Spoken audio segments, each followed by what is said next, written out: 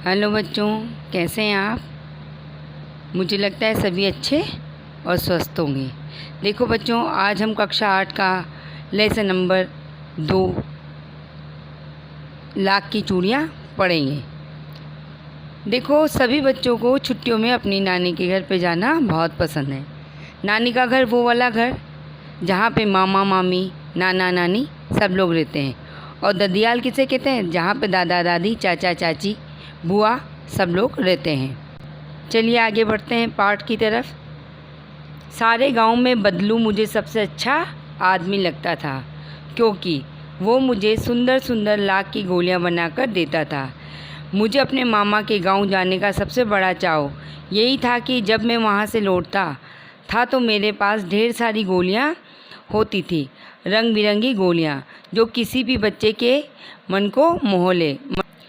वैसे तो मेरे मामा के गांव का होने के कारण मुझे बदलू को बदलू मामा कहना चाहिए था, परंतु मैं उसे बदलू मामा न कहकर बदलू काका कहा करता था, जैसा कि गांव के सभी बच्चे उसे कहा करते थे।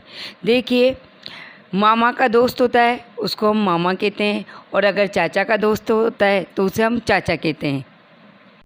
बदलू का मकान कुछ ऊंचे पर बना था। मकान के सामने बड़ा सा सहन था। सहन यानी मैदान, जिसमें एक पुराना नीम का वृक्ष लगा था।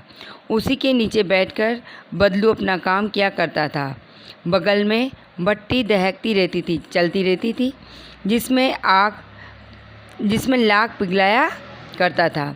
सामने एक लकड़ी की चौखट पड़ी रहती थी, जिस पर लाख के मुलायम होने पर उसे सलाख के सामने पतला करके चूड़ी का आकार देता। पास में 4-6 विभिन्न प्रकार के बेलनुमा मुंगेरियाँ रखी रहती थी। आगे से कुछ पतली और पीछे से मोटी होती थी। लाख की चूड़ी का आकार देकर वह उन मुंगेरियों पर चढ़ाकर गोल और चिकना बनाता। तब एक एक कर पूरे हाथ का चूड़ा तैयार हो जाता। इसके पश्चात वो उसमें क्या करता? रंग करता। देखो, किसी का नाप छोटा होता है, किसी का नाप बड़ा होता है, तो वो जो मुंगेरियाँ होती है ना, वो बेलन के आकार की जैसी होती है। तो वो क्या है, उसमें चूड़ी फंसा कर उसके बराबर का कि ये 2 का नाप है, ये 2.25 का है, ये 2.5 का नाप है, उसके आकार की पहले लाख को पिघला था। लाख को पिघलाने के बाद में उसे गोल शेप देता, पतली पतली बना के गोल शेप देता। गोल शेप देने के बाद में एक हाथ का पूरा चूड़ा तैयार करता। चूड़ा तैयार करने के बाद में वो क्या करता? उस पर कलर करता। बदलू ये कार्य सदाई एक मचिए पर बैठकर किया करता था। मचिया यानी छोटा वाला जो पलंग होता है ना, उसे मचिया बोलते हैं। क्या करता था, जो बहुत ही पुरानी थी। बगल में ही उसका हुक्का रखा रहता था, जिसे वो बीच बीच में पीता रहता था। गांव में मेरा दोपहर का समय अधिकतर बदलू के पास ही बीतता था। वह मुझे लल्ला कहा करता था और मेरे पहुंचते ही मेरे लिए तुरंत मछिया मंगा देता था।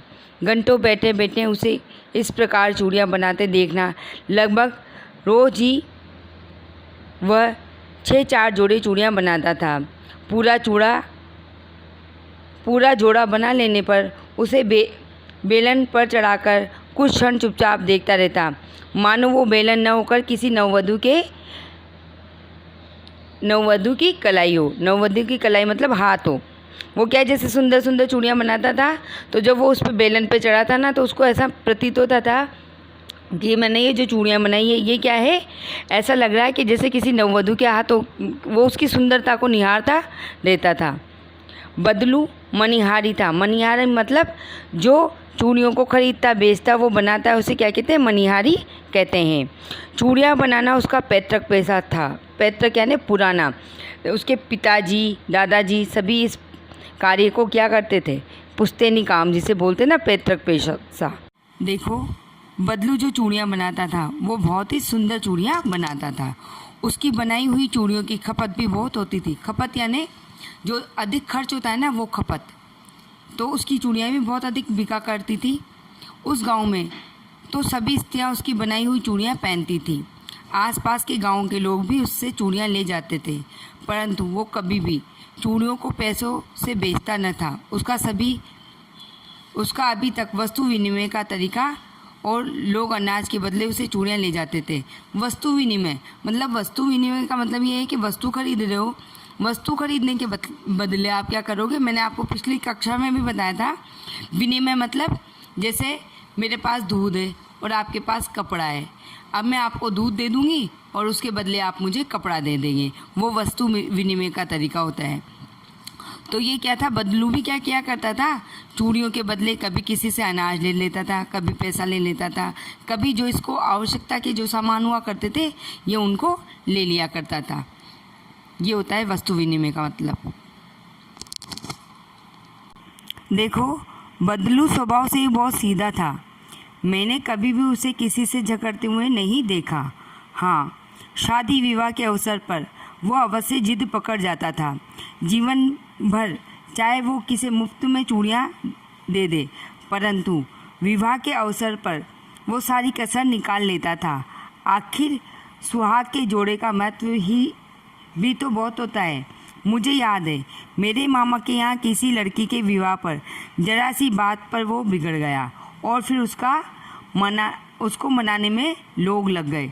ये आपके मनाने में, यहाँ पे आप लोग कर लो, ये आपका शब्द गलत लिखा हुआ है, इसे लोग कर लो, लोग लग गए।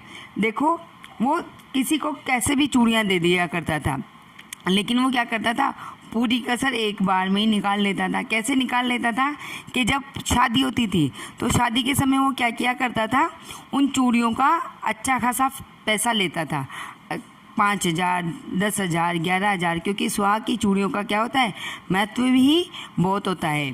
तो विवाह के जोड़े का मूल्य इतना बढ़ जाता था कि उसके लिए उसकी घरवाली को सारे वस्त्र मिलते थे, ढेरों अनाज मिलता था, उसको अपने लिए पगड़ी जानते हो ना, सिर पे पहनते हैं वो वाला, तो वो पगड़ी मिलती थी और रुपए मिलते 100 अलग। देखिए बच्चों, जो आज मैंने आपको पढ़ाया वो आपको समझ में आया होगा।